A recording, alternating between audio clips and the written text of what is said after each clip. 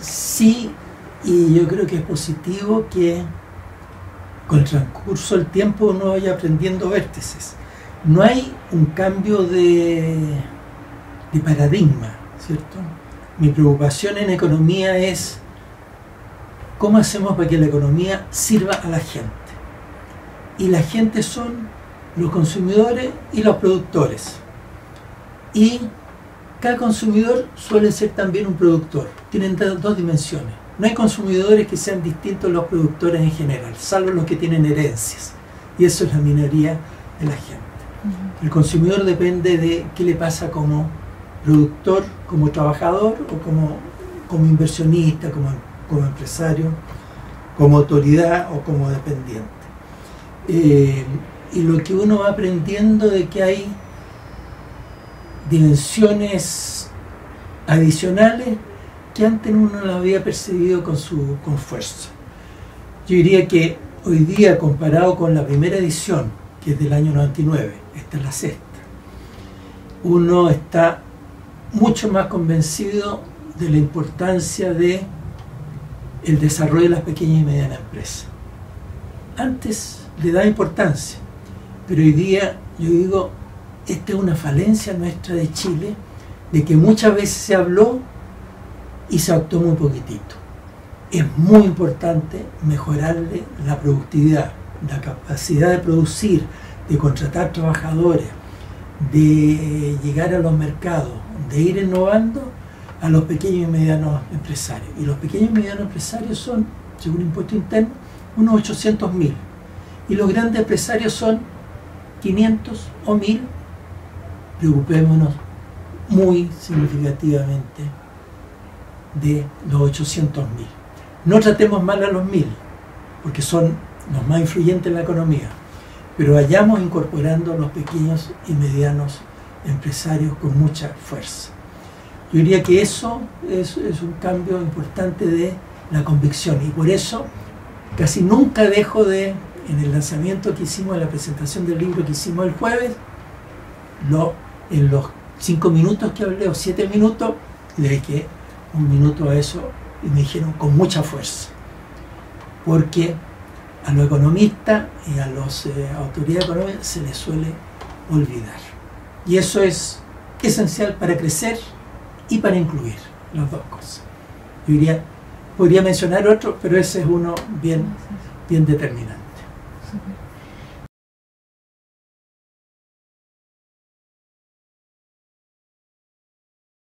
Bueno, Chile tiene ciertas líneas continuas en todo, pero también las tiene China con distintos presidentes o primeros ministros, y Estados Unidos con ministros de extrema derecha, presidentes de extrema derecha o bastante progresistas, etc.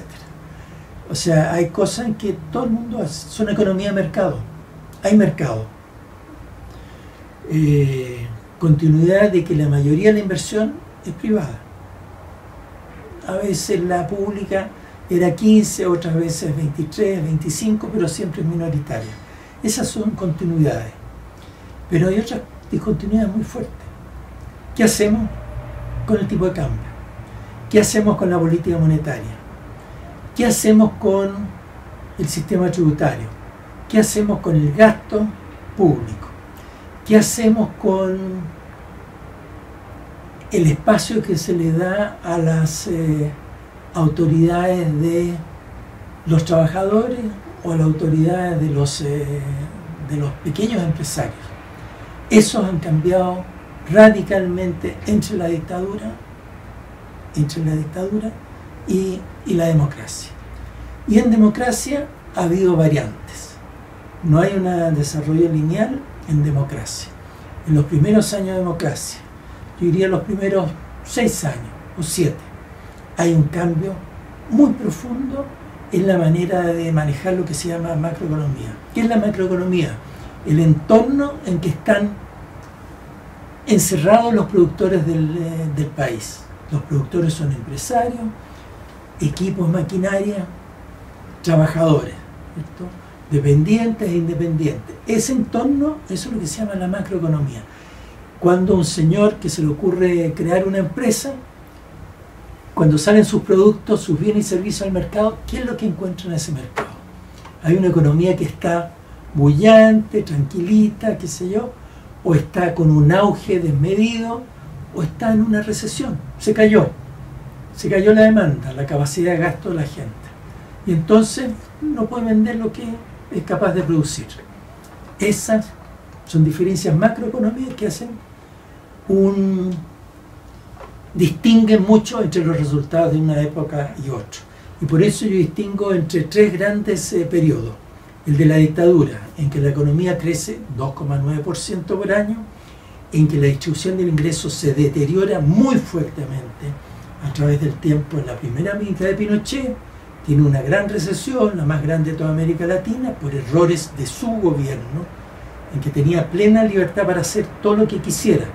Y tiene una debacle, el año 82, en que tenemos 31% de desempleo. Uno de cada 3 trabajadores está desempleado. En la dictadura, a la mitad de la dictadura, no al comienzo, a la mitad. Y después una recuperación, y todo eso con un crecimiento mediocre de 2,9. Vienen los primeros años de democracia y crecemos más de 7% por año. Crecemos con alto empleo, con salarios crecientes. En la dictadura cayeron los salarios. En democracia crecieron. Los primeros años de democracia crecieron mucho, muy fuertemente. Y con alto empleo y con la economía creciendo 7% por año. Eso significa que hay más bienes y servicios disponibles para la gente y que los ingresos de la gente corresponden a lo que se produce. Porque el productor es consumidor también. Consumidor o inversionista, ¿cierto? Y los que ahorran, entonces invierten, los otros se comen la plata, su ingreso. Y ese es un periodo muy excepcionalmente positivo para Chile. Es lo mismo crecimiento mediocre y con desigualdad, o un crecimiento acelerado y con mejoras de la distribución de ingresos. No es lo mismo. Y eso está asociado a políticas económicas. Yo distingo, aquí hay elementos a veces de suerte, buena suerte y mala suerte. Voy siguiendo en la pista. A la buena suerte, por ejemplo, una buena suerte que subió nuestro precio del cobre, gran exportador de Chile. Mala suerte cuando el precio baja.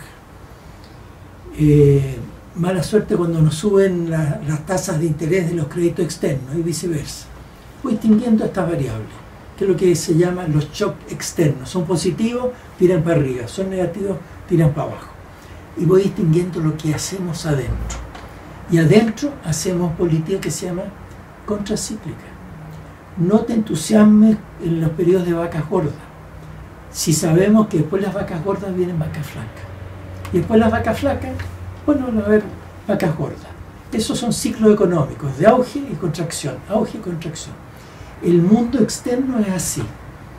¿Cómo hacemos para que nosotros no nos enloquezcamos de optimismo en las vacas gordas y tengamos recursos para las vacas flacas? Cuando llegan las malas señales de afuera, nosotros tenemos los medios para enfrentar eso. Y eso se hizo muy bien, con políticas macroeconómicas contracíclicas, que involucraron, por ejemplo, el tipo de cambio es manejado por la autoridad económica. No queremos tener unos tipos de cambio que se van a 450 pesos, muy barato, en que no. ¿Qué es lo que pasa con un dólar muy barato? Nos llenamos de importaciones. Entonces, ¿qué es lo que tenemos que hacer? Evitar que eso sea tan barato. Eso lo puede hacer el Banco Central. ¿Se puede hacer? Claro que se puede hacer. Lo hicimos entre el 90 y el 96. Lo hicimos sistemáticamente, día a día. Y evitamos esos precios tan baratos. Y al evitarlos tan baratos, también logramos evitar los muy caros. Porque los muy caros significan que de repente la gente se acostumbró a un producto importado, gana un dólar baratito, y de repente le dicen, no, ahora un dólar vale 740 pesos, no 450. Y eso es un shock, ¿cierto? Le crea problemas. Evitar estos altibajos, o esta burbuja de pesimismo y optimismo, ¿cierto? Y eso se hizo muy sistemáticamente. ¿Y cómo se hizo? Esto es muy importante. Todos los días el Banco Central trabajaba con el Ministerio de Hacienda juntos. Había, en teoría, un Banco Central autónomo dejado por la dictadura para que la democracia no se metiera con el Banco Central y estuviera por allá, sucedió de que las autoridades que quedaran el Banco Central, 3 votos contra 2, 3 votos contra 2 de los 5 consejeros, había 3 votos a favor de trabajar todos los días con Hacienda. Y logramos crear este círculo virtuoso de una economía que crece más de 7% por año, con salarios creciendo continuamente, la pobreza se redujo a la mitad, el 45% de pobres en 4 años se había reducido a la mitad. Eso es una cosa ejemplar en el mundo, muy alabada. Y lo hicimos con un gobierno que mandaba, y mandaba bien, con sentido común, y hacía cosas que al final eran amigables con el mercado. Es muy malo para el mercado pasar de un tipo de cambio de 7.40 a 550, a 450, qué sé yo. Todo eso hay que sacarlo, esos pedacitos. Era muy negativo pasar de un tipo de cambio 7.40 a uno de 4.50 y después volver a los 600, 700, etc. ¿Eso a quiénes le beneficia? A los especuladores.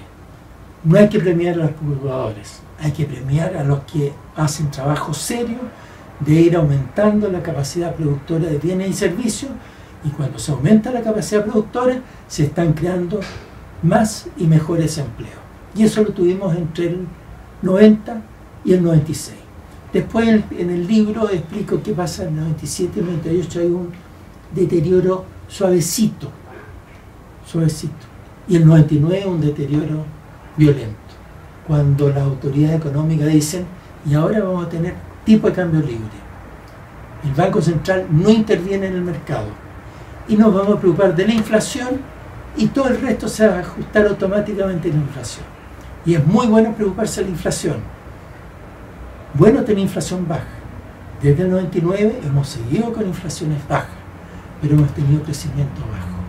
El crecimiento bajo significa bajo crecimiento de los salarios, mal empleo, empleos precarios, menos utilidades para los pequeños y medianos empresarios. Y eso es malo para la sociedad. Esa economía no está haciendo un trabajo eficaz de la economía, está al servicio de la gente. Y la gente son productores y consumidores.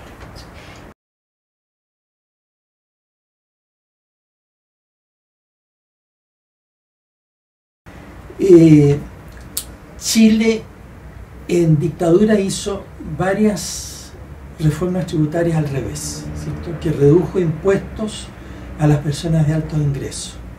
O sea, el sistema tributario se transformó en más regresivo durante la dictadura. Tienen una reforma importante del 75, otra del 84, otra del 88. Las tres son retrocesos. La democracia comenzó con una reforma tributaria de 3 puntos del producto para hacer el sistema tributario más recaudador y más progresivo. Pero nada más que 3 puntos. Pasamos de 15 a 18% de lo que se llama la carga tributaria. Todo lo que recoge el Estado en tributo como proporción del producto, de todo lo que producimos en el año, de 15 a 18%. Es importante. Fue muy criticada de que iba a destruir la inversión. Cómo la transición a la democracia fue muy bien manejada por la sabiduría y la capacidad de gobernabilidad de don Patricio Elwin. Buen ministro de Hacienda. Un ministerio muy afiatado, que estaba muy armonizado. Previamente al comienzo del gobierno, ya estaban entrenaditos, conversados, discutidos, etc. En lo cual, en lo económico, CIEPLAN y el Programa de Economía del Trabajo, esas dos instituciones, más fuertes CIEPLAN, que era más grande, el otro más chico, tuvieron un rol importante de, en la dictadura conversamos, discutimos cómo se hacen las cosas para crecer con inclusión. En ese tiempo era crecer con equidad, así se llama, ahora se reemplazó por incluyente. Todo eso funciona muy bien.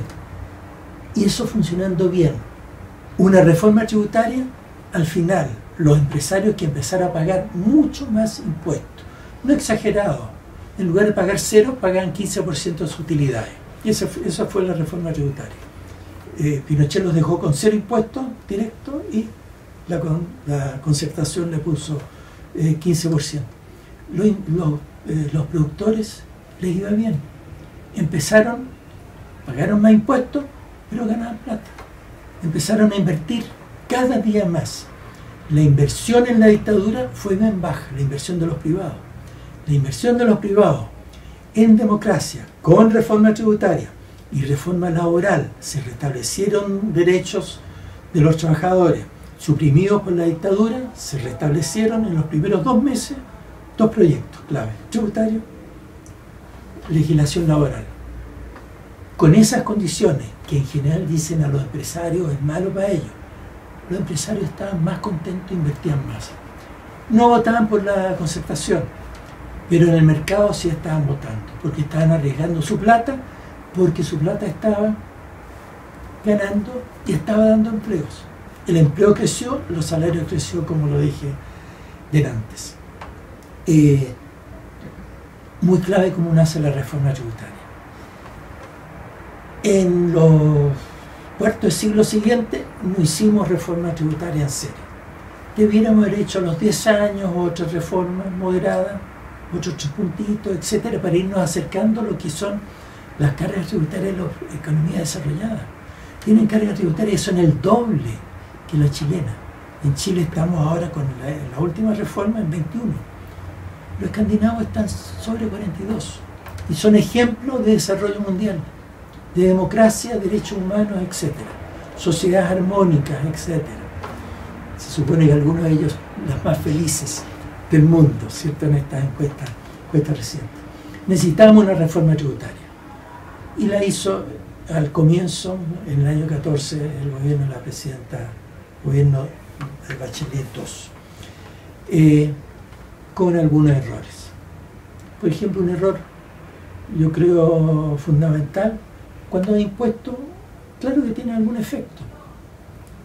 Si yo pago más impuestos por mis utilidades, obviamente voy a tener menos plata. ¿Hay algo que me compense eso a mí o a otros empresarios? Y por eso uno decía, el mismo día que anuncia la reforma tributaria, anuncian un programa gigante de apoyo a las pequeñas y medianas empresas. ¿Quiénes van a pagar impuestos? Las grandes. Bonito que en el crecimiento no sea descansando tanto en las grandes, sigue descansando porque son grandes, pero que pierden espacio en favor de las pequeñas y medianas, para que las pequeñas y medianas vayan ellas siendo las que meten equipos, maquinarias, construcciones en el mercado. Eso es crecer incluyendo. Se les quedó en el tintero eso. Y se concentró el fuego en la reforma tributaria primero y después la reforma laboral y la educacional. Faltó el balance de las partes.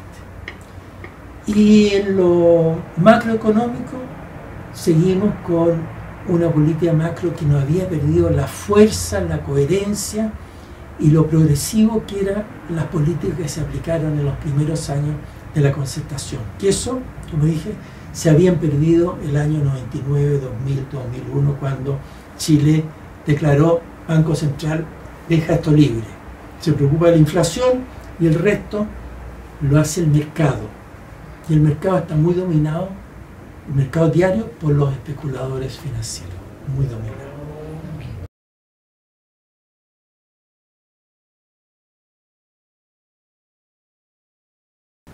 Yo creo que hizo cambios estructurales financiados con la reforma tributaria, que son importantes para la inclusión, pero lo hizo con mucho desbalance. A mí me parece, mirado desde afuera, porque no es tema que yo he trabajado como economista, no he trabajado en la economía de la educación, pero como ciudadano, primero la educación pública. Se nos está cayendo la educación pública. Lo primero que hay que hacer, el primer día, mensaje con pasos concretos, refortalecimiento de la educación pública, de las escuelas municipales, de apoyo a las subvencionadas. Desde el primer día. Eso se demoró muchísimo tiempo y entonces se nos siguió deteriorando eso. Segundo, calidad. Nada de cantidad. La educación es calidad, calidad. Si uno mira la situación hoy día, por ejemplo, mira hoy día, ayer, hay huellas muy positivas. Lo que está pasando en las escuelas de pedagogía, que están atrayendo a mejores estudiantes, a mejores postulantes. Eso es muy importante. Se mejoraron los sueldos de los profesores, pero recientemente. Yo creo que esto tenía que haberse dicho en paralelo con la reforma tributaria. Mire, cuál es nuestro orden de prioridades. Y los universitarios sí, pero la primaria y la secundaria. Y los bebitos. Todo eso se ha hecho, pero se ha hecho como que se hizo después. Y sin destacar la significación que tiene.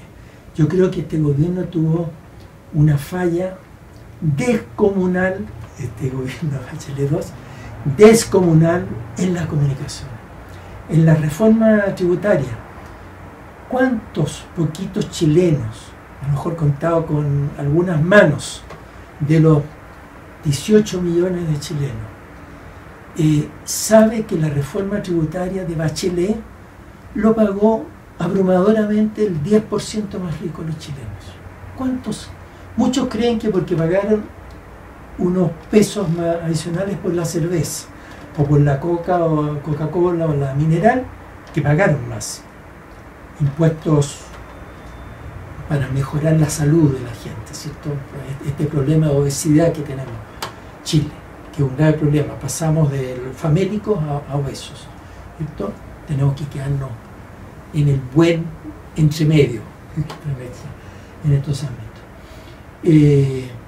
¿Crees que él pagó la reforma tributaria? Las encuestas sobre opinión de la reforma tributaria, la mayoría dice no me gusta la reforma tributaria. Si la plata de la reforma tributaria va a beneficiar a los 70-80% de los chilenos, y lo pagaron el 10%. Y el gobierno se resistió a hacer esto. Realmente, ¿qué pasó? Que no sabían comunicar todos los días. Y entonces ahí uno puede entrar a otros temas. La oposición de derecha hizo una campaña feroz, día a día, con Chilezuela. Y yo conozco a muchas personas que votaron por Piñera porque creían que un Maduro venía a gobernar a Chile.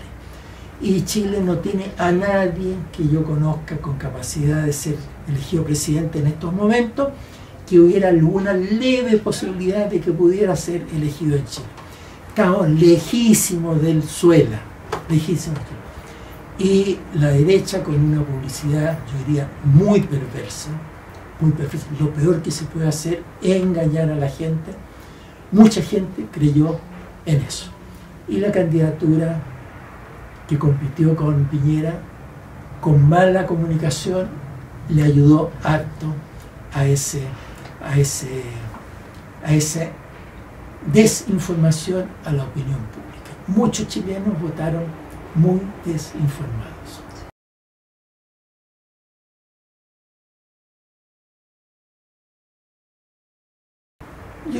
Yo creo que no, porque cuando hay ciertas cosas que le pregunta a la gente no es anti-Estado, ¿cierto? Es cambiante, ¿cierto? La opinión depende mucho de los comunicados de las últimas semanas, ¿cierto? Entonces se van para un lado o para otro. Hay un margen de opinión pública que cambia.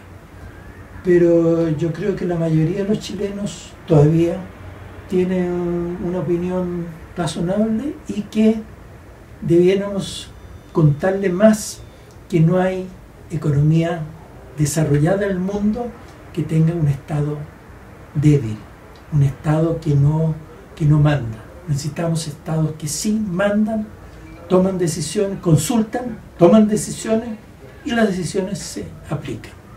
Y eso estuvo en el gran auge del mundo desarrollado, de la Europa occidental y de Norteamérica y Oceanía en los años, en la posguerra, del año 45 al 75, que es una época de oro del mundo. Fue con estados fuertes, estados que subieron las cargas tributarias notablemente, subrayadas, subieron las cargas tributarias, los impuestos, pero usaron bien la plata. Y entonces las economías crecieron y crecieron. Y entonces la gente pagaba más impuestos, pero como sus ingresos subían tanto, tenían más plata después del pago de impuestos, muy creciente. Y eso es la Europa occidental, y eso es Estados Unidos, Canadá, Australia, Nueva Zelanda.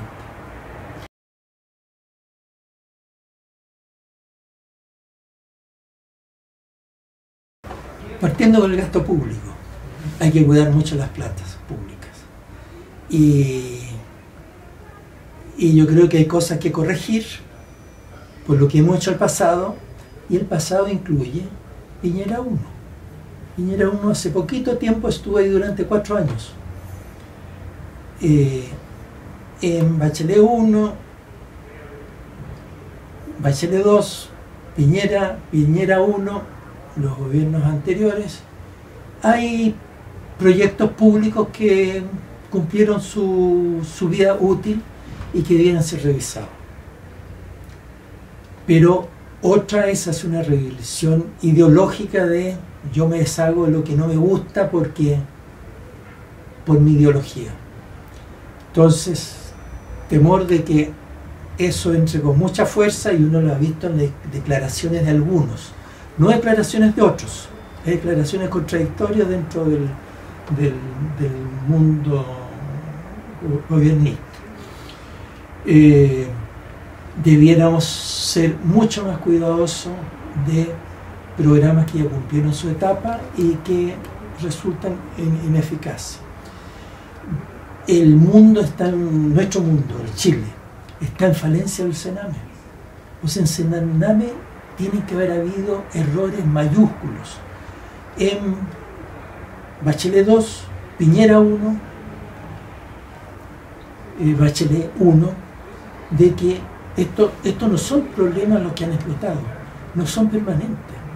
Estos fueron problemas que se fueron creando en algún momento. Y entonces una guardia baja que no iba viendo cómo había un deterioro de la responsabilidad de los que están a cargo de los niños, de a quienes se contrataba, de las fiscalizaciones y controles. Lo mismo que lo de Carabineros.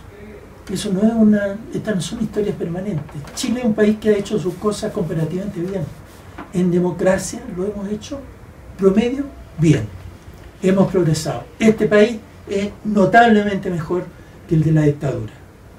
Y la dictadura entregó un país que era mucho mejor para el 10% y era peor para el 60, 70, 80% de la gente. Peor. Los salarios menores que lo que eran al comienzo de la dictadura. Con más orden. Y el orden es muy importante. Pero el orden con respeto a los derechos humanos y los derechos sociales y los derechos económicos. Y en eso la dictadura es profundo, falente.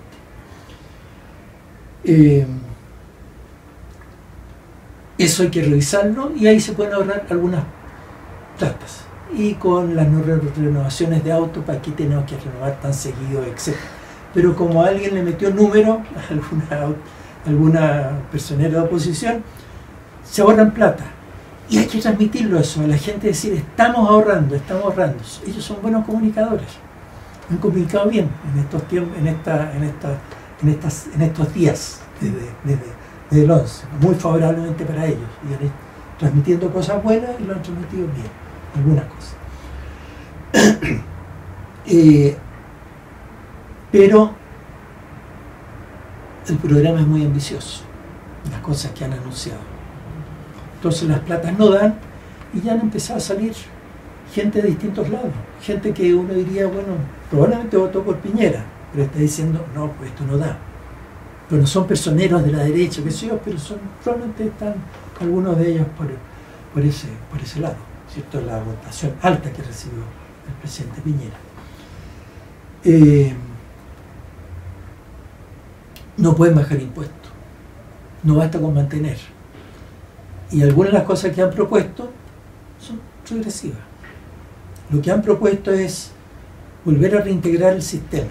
Volver a reintegrar significa que a las empresas que distribuyeron utilidades, esto es complejo, las empresas que distribuyeron utilidades y el contribuyente personal que declara ahora en abril,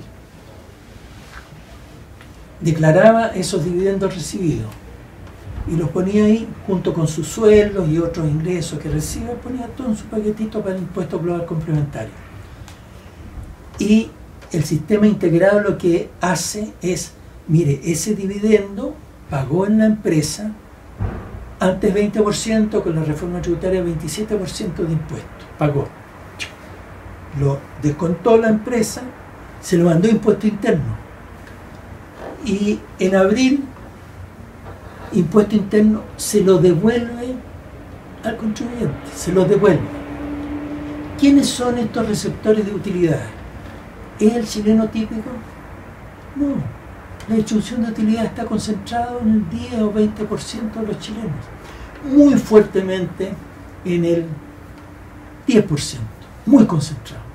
Si al 10% de los chilenos se le devuelve eso, ¿qué es lo que está pasando con el sistema tributario? Es más regresivo, pues. Entonces, ¿qué es lo que uno propone? No se haga eso. Lo que queremos es beneficiar a la empresa no cuando distribuye utilidades, sino cuando reinvierte utilidades. Por lo tanto, premiamos la reinversión de utilidades. Ellos están proponiendo algo que es exactamente lo contrario a cuando dicen prioridad para la inversión pública y que este país necesita más inversión, mucho más inversión. Yo digo 4, 5, 6, 7 mil millones de dólares adicionales al año en compras de equipos, maquinaria, construcciones residenciales, infraestructura, todas estas cosas que te permiten dar más empleo y producir más bienes y servicios y por lo tanto pagar mejores salarios y entonces también pagar más impuestos porque se están generando más utilidades. Es un disparo a los pies. Y esto es tan complejo, la gente no entiende y dice, qué rico que impuesto interno devuelva estas cosas. No está consciente que está muy concentrada. Ahí te dan de repente el argumento, es que la AFP tienen acciones. Claro, se le devuelve una parte a la AFP. Y ese es otro tema, pero no entramos a la AFP.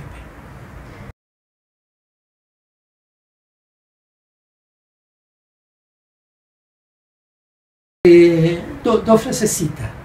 Yo creo que vienen tiempos, desde hace muchos meses atrás, en que dije, gane quien gane la elección presidencial, lo probable es que lo que está pasando en el mundo externo a nosotros, es positivo. Vienen impulsos desde afuera. Chile se hizo muy dependiente de esos impulsos y esos impulsos no están llegando a nosotros. ¿Y qué te va a encontrar esos impulsos en Chile? Que los impulsos precio del cobre, más entrada de créditos externos, gente que viene a comprar acciones en Chile, con lo cual las acciones en Chile suben, han estado subiendo, hay bajadas, pero recuperaciones hoy día están mucho más altas que un año atrás, o 2 años atrás. Va a encontrar una economía en que tiene trabajo y capital subutilizado. Eso se llama una brecha entre el PIB potencial es lo que somos capaces, y el efectivo, lo que estamos utilizando. Hay más trabajadores que no se puede utilizar. Probablemente si tú viniste por la calle, vas a haber visto cuántos vendedores callejeros. Eso es de productividad bajísima, ingresos en general bajos. Eso es potencial chileno que se está perdiendo. Cuando la economía se mueve del efectivo al potencial, eso se ocupan con contratos, con cotizaciones previsionales, pagando impuestos, etcétera, todo ordenadito como de ser un país que quiere modernizarse. ese impulso afuera va a encontrar una economía que tiene harto espacio para subir para arriba. Vamos a crecer, lo dije muchos meses atrás, vamos a ir tomando velocidad. ¿Qué es lo que pasa en los últimos 3, 4, 5 meses? Hemos ido tomando velocidad, más velocidad, más velocidad. Y eso va a seguir durante este año, a menos que pase algo, una catástrofe por el presidente Trump en Estados Unidos, una pelea con Putin o algo de ese tipo, ¿cierto? Pero si no, vamos a tener una revolución, un aumento del producto bien fuerte, no porque creamos capacidad productiva, este techo, sino que sencillamente flotamos hacia arriba. Hay espacio para flotar. 2 años. ¿Qué es lo que hace el gobierno entre tanto? ¿Se da por satisfecho con eso o empieza a hacer la transformación productiva? Un programa en serio para las pequeñas y medianas empresas, para los trabajadores con menor capacitación.